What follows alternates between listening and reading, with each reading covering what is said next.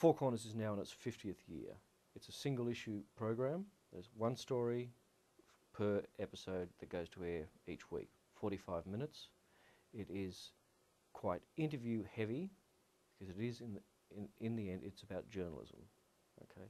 But there is a huge demand and a huge expectation of great pictorial quality as well and filmmaking.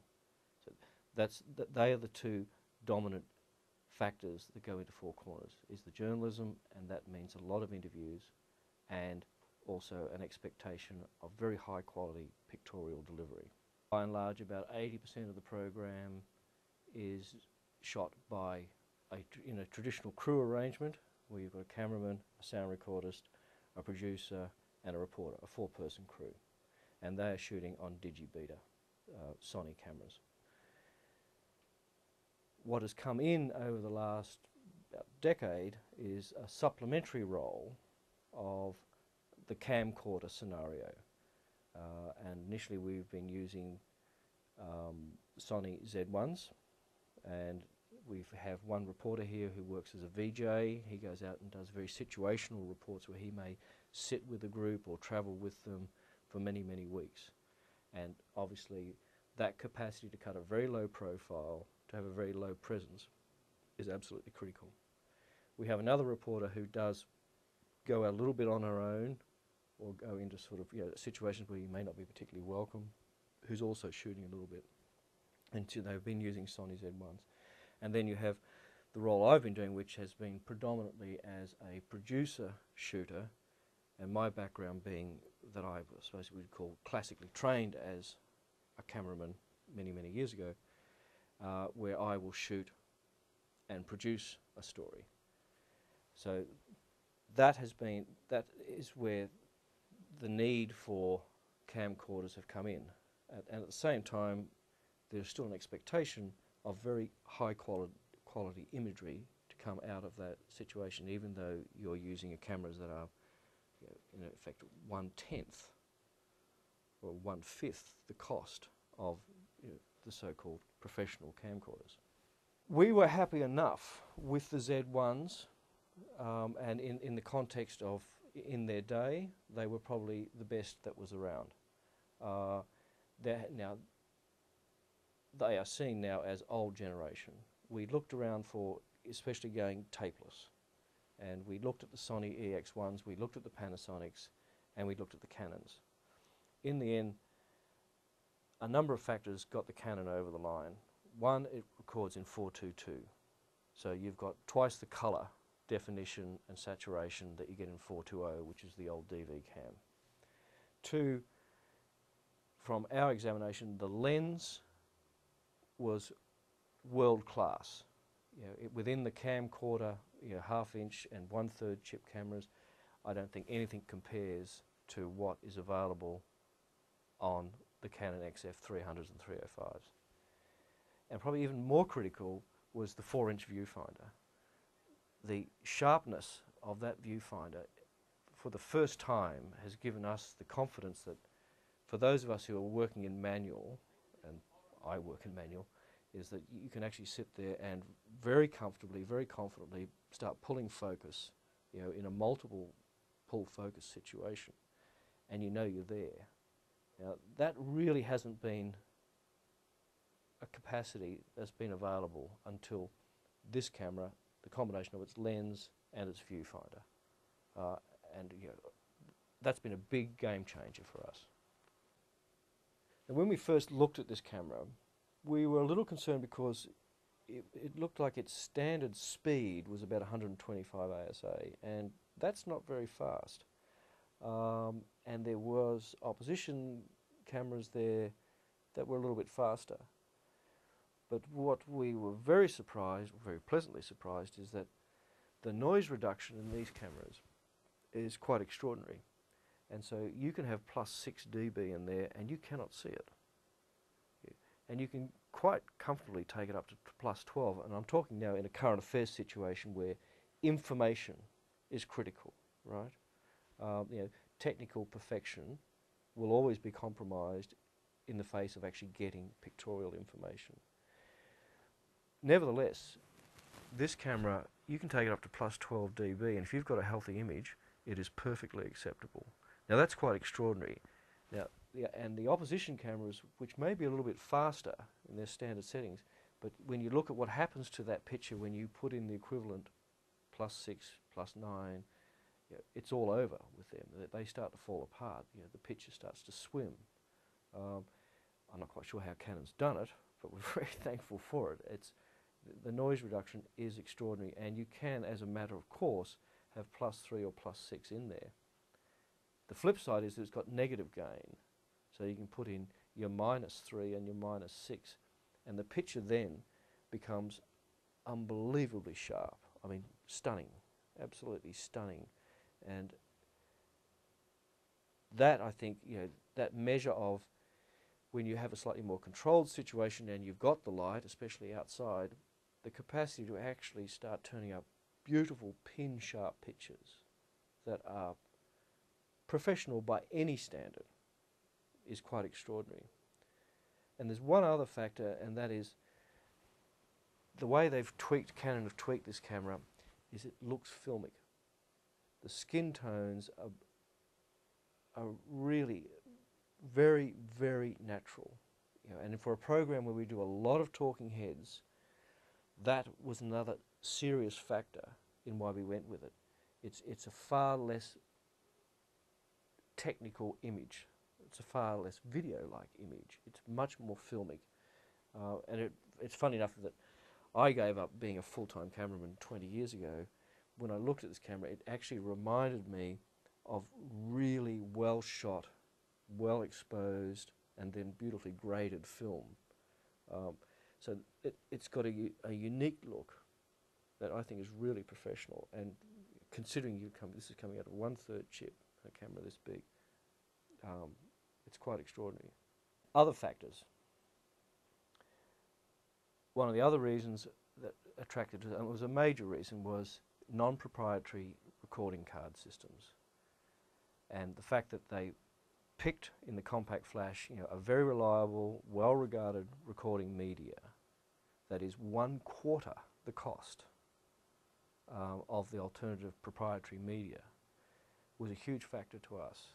And the fact that they are readily available, so certainly in any first world situation, it's just a matter of finding a half-decent photographic shop and bang, you could buy your cards. If you had a malfunction or cards were lost, cards were stolen, and in the game that we play, regrettably, those situations can occur.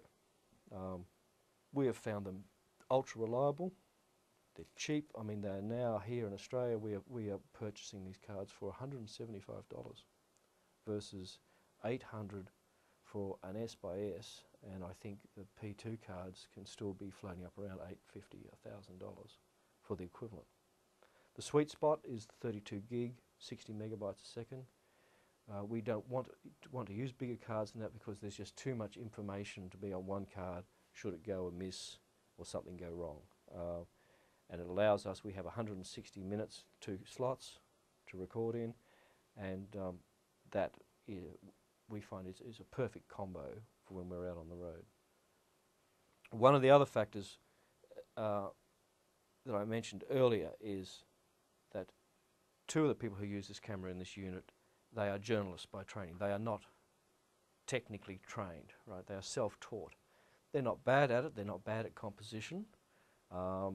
And their sense of pictorial journalism is very good. But they are not technically trained, and they are not actually particularly technically competent when it comes to certainly putting everything on manual and doing your own iris and color balances, etc., etc., etc. So the auto functions on this camera, or any camera that we decided to go with, was critical.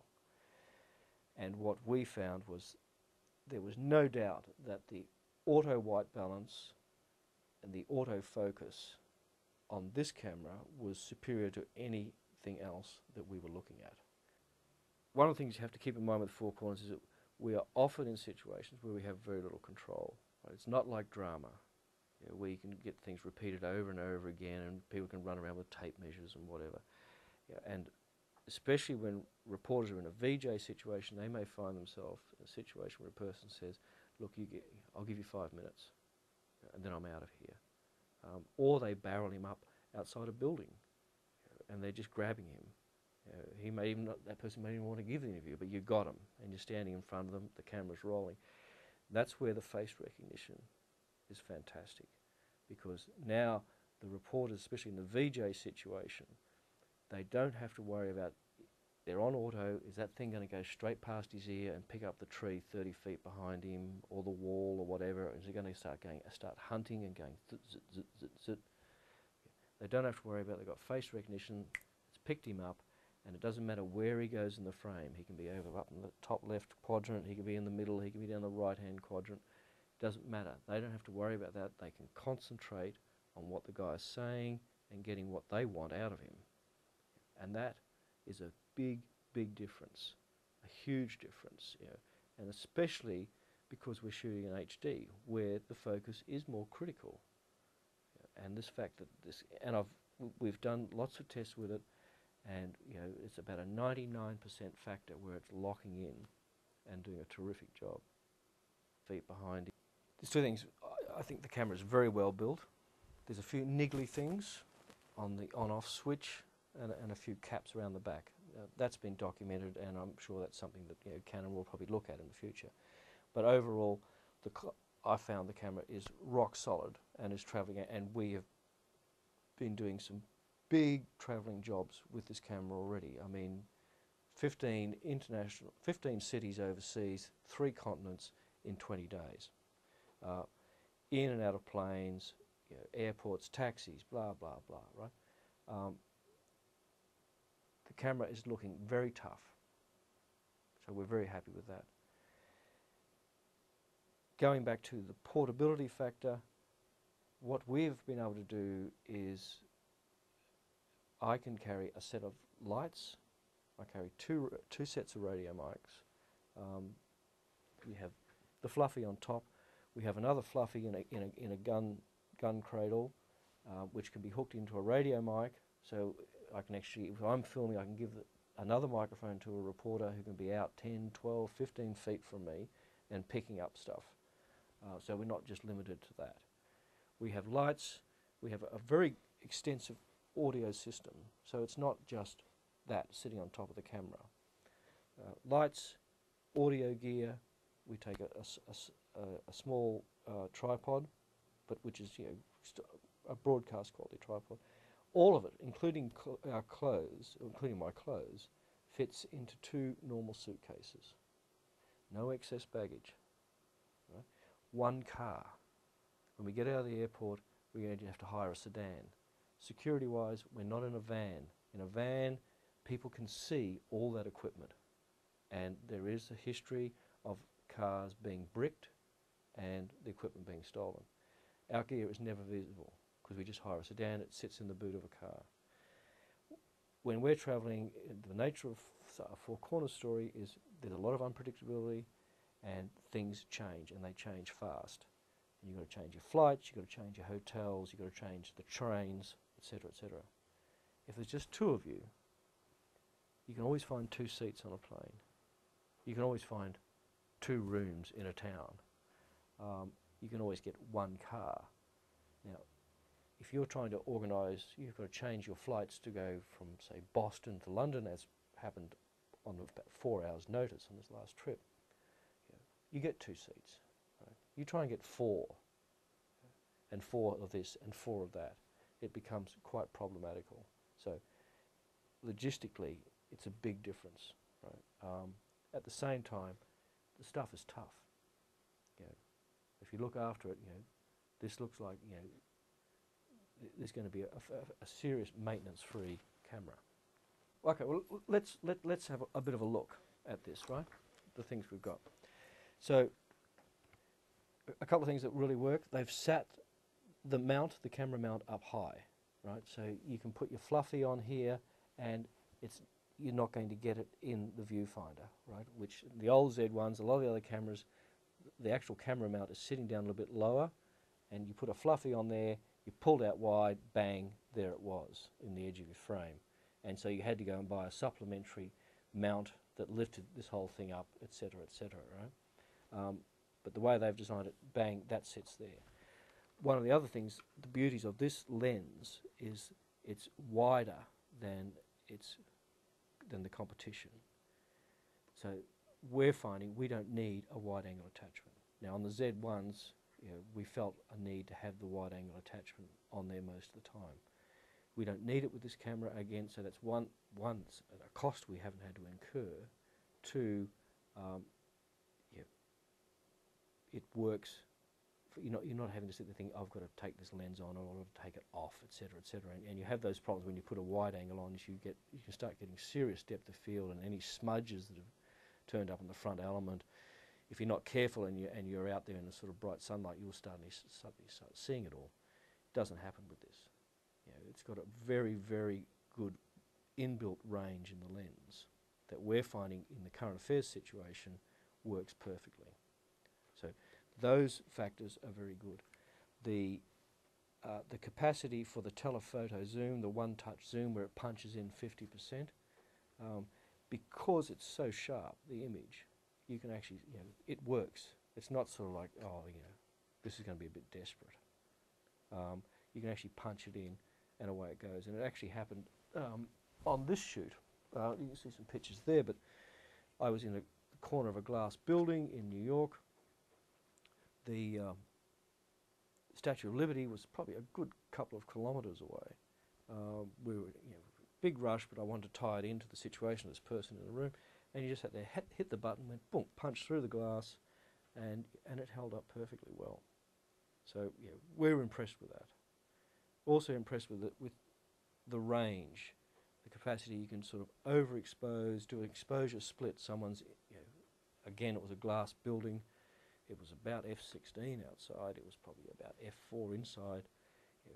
You were able to sit there and effectively run about f11. I mean, it was chopped down with NDs, etc., etc.